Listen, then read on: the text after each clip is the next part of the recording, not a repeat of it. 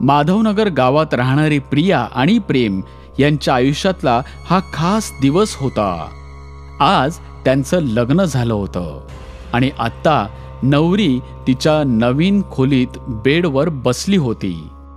तेव्हाच दरवाजा उघडला आणि नवरा आत येताना दिसला. नवरीने डोक्यावरून पदर घेतला होता. आधी नवरदेवाने तिचा चेहरा पाहिला आणि तिच्याकडे पाहूच लागला. तुम्ही मला तुमचा चेहरा नाही दाखवणार का नवरदेवा?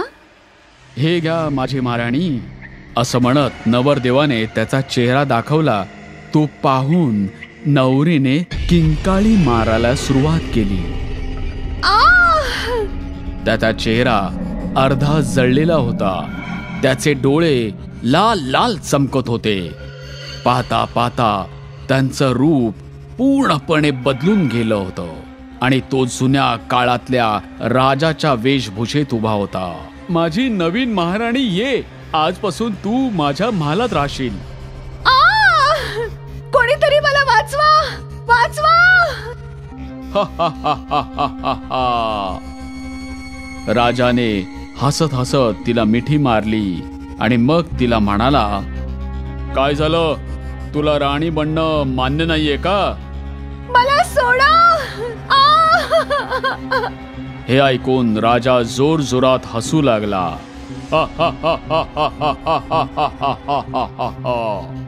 आणि मग त्याने नवरीचा गळा धरून तिची मान पूर्णपणे मागे फिरवून टाकली. नवरीची मान तुटली, त्यातून रक्त येऊ लागलं आणि ती त्या क्षणी मरण पावली.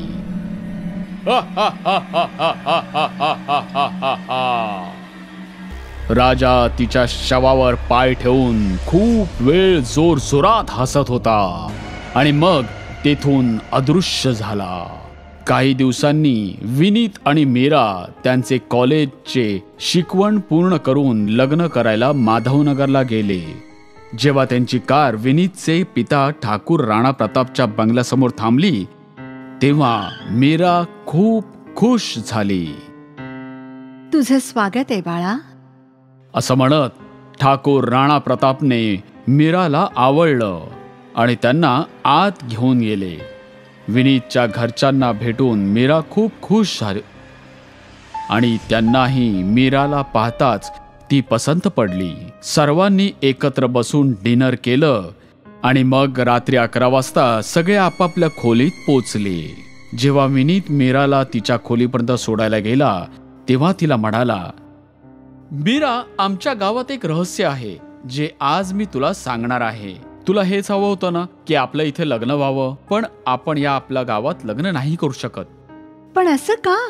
कोणते रहस्य? आमच्या माधवनगरला शापित गाव मानलं जातं.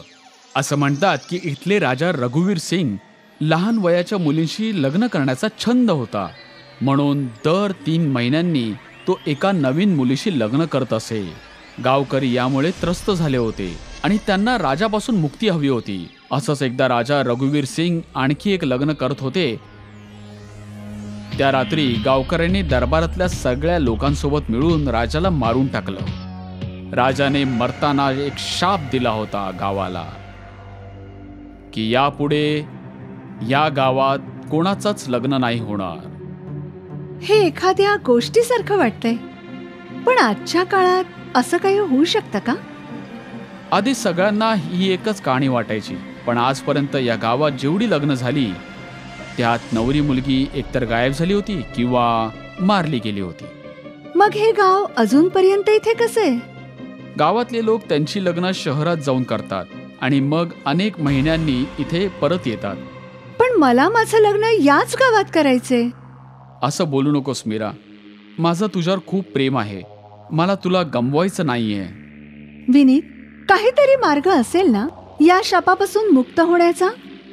तेव्हा ठाकूरबाई खोलीत आल्या आणि म्हणाल्या, बेटा, हे फक्त पुरोहित काकांनाच ठाऊक आहे, पण ते म्हणतात की हे कोणीतरी धाडसी मुलगीच करू शकते.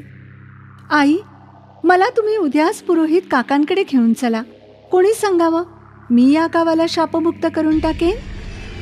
दुसऱ्या दिवशी ठाकूरबाईंनी पुरोहित काकांना घरी बोलवलं आणि मग त्यांनी सगळ्यांसमोर सांगितलं राजाची शेवटची इच्छा होती की त्याचं लग्न व्हावं आणि गावकऱ्यांनी त्याला मारलं.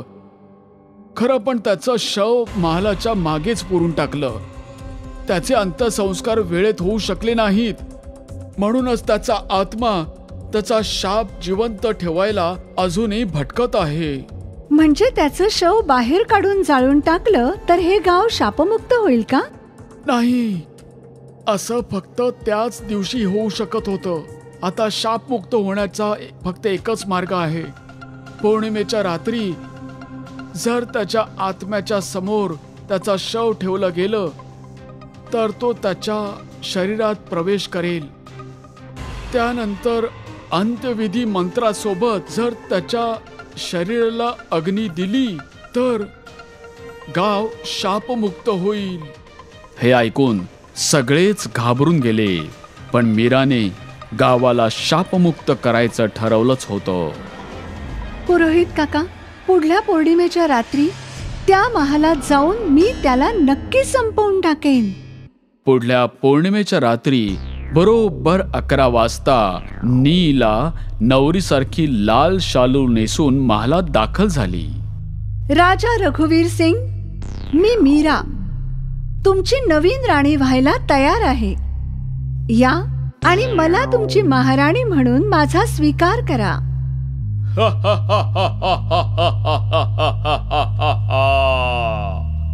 तेव्हाच राजाचं हास्य महालात घुमलं आणि तो समोर प्रकट झाला. हे तू काय बोलत आहेस? तू अशी पहिली मुलगी आहेस जी या महालात आली आणि माझ्या समोर उभी आहे. तुला मला पाहून भीती वाटत नाही का? मला लहानपणापासूनच राणी बनायची इच्छा होती, पण आजच्या काळात राजाच्या राणी असतातच कुठे हा विचार करून मी दुःखी व्हायची. मग जेव्हा मी या गावाबद्दल ऐकलं तेव्हा थेट इथे निघून आले. ठीक आहे, मग मी सगळ्या रीतिरिवाजाप्रमाणे तुझ्याशी लग्न करेन आणि मग तू नेहमी माझ्यासोबत माझ्या महालात राहशील. जेव्हा मीराचे डोळे उघडले तेव्हा ती राजा सोबत होती. समोर कुंड जळत होता आणि राजा तिच्या सोबत बसला होता. माझी राणी, जोपर्यंत मी मंत्र म्हणेन तू या कुंडात माझ्या सोबत आहुती टाकत राहा. जसं तुम्ही म्हणाल महाराज. असं म्हणत मीराने तिच्या नजरेने घड्याळाकडे पाहिलं तर 11:30 वाजले होते. राजाने मंत्र म्हणायला सुरुवात केली आणि असं करत 12 वाजले. होणारी महाराणी, तुम्ही उभ्या राहा, फेऱ्यांची वेळ झालीये. महाराज, माझ्याकडे तुमच्यासाठी एक भेट आहे, आधी ती पाहाल का? असं म्हणत मीराने टाळी वाजवली आणि विनीत आणि पुरोहित काका एक पेटी हातात घेऊन आत येताना दिसले. त्यांनी राजाजवळ जाऊन ती पेटी उघडली तेव्हा त्यात राजाला त्याचा सापळा दिसला. नको, हा माझ्या डोळ्यासमोरून घेऊन जा, असं म्हणत राजा तेथून पळायला उभा राहिला. पण त्याच्या सापळ्याने एखाद्या चुंबकीय शक्तीसारखे त्याला आत ओढून घेतलं होतं आणि मग त्याचा सापळा भयंकर आवाज करत उभा राहिला. तुम्ही लोकांनी मला पुन्हा एकदा धोका दिला आहे.